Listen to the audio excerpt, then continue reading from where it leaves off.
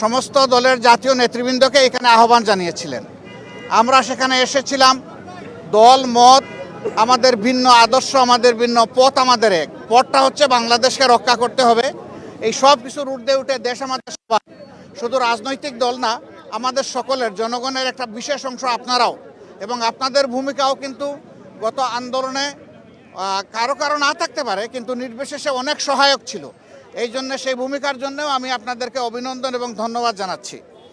আগামীর বাংলাদেশ গঠনে পথে পথে আমরা বিভিন্ন অন্তরায় দেখতে পাচ্ছি, বিশেষ করে পার্শ্ববর্তী দেশ, তারা আমাদের প্রতিবেশী।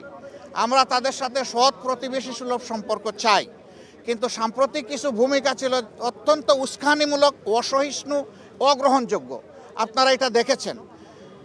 মিথ্যা তথ্যের উপর নির্ভর করে বাংলাদেশকে কলুষিত করার জন্য, এই সরকার এবং জনগণকে ব্যর্থ করার জন্য তারা দুনিয়ার বিভিন্ন জায়গায় অপপ্রয়াস চালাচ্ছেন এবং অপপ্রচার চালাচ্ছেন।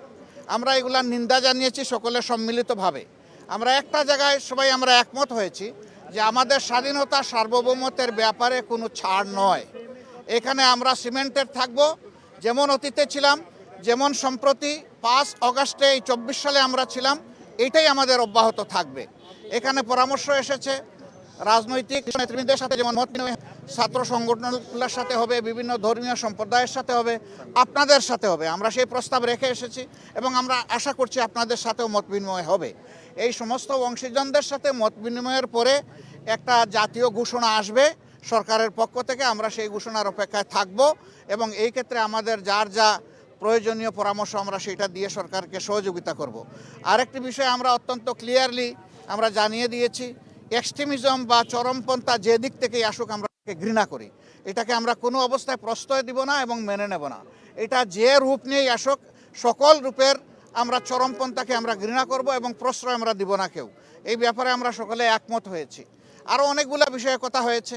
আমাদের দেশের ভাবমূর্তি নষ্ট হচ্ছে, তাদেরকে বোঝানো যে তোমরা আমাদের প্রতিবেশী, আমরা যদি ভালো থাকি তোমরাও ভালো থাকবা, আমরা ভালো না থাকলে তোমরা ভালো থাকবা কেমনে। এই বিষয়গুলো তো আসবে, অবভিয়াসলি আসবে। তো সেই বিষয়গুলো নিয়েও আলোচনা হয়েছে। আমরা আশা করছি জাতি ঐক্যবদ্ধভাবে ইনশাআল্লাহ আগামী দিনের সকল চ্যালেঞ্জ মোকাবেলা করে আমরা চূড়ান্ত সফলতার দিকে এগিয়ে যাব। চূড়ান্ত সফলতা অর্জন না হওয়া পর্যন্ত আমাদের ঐক্য অটুট এবং মজবুত থাকবে। চূড়ান্ত সফলতা এসে যাওয়ার পরেও প্রিয় দেশের জন্য আমরা ঐক্যবদ্ধ থাকব। আপনাদের সকলকে ধন্যবাদ। আসসালামু আলাইকুম। নির্বাচন নিয়ে ছোটোখাটো কথা হলেও সেটা নিয়ে কোনো কনসেনসাস হয় নাই বা ব্যাপকভাবে কোনো আলোচনা হয় না।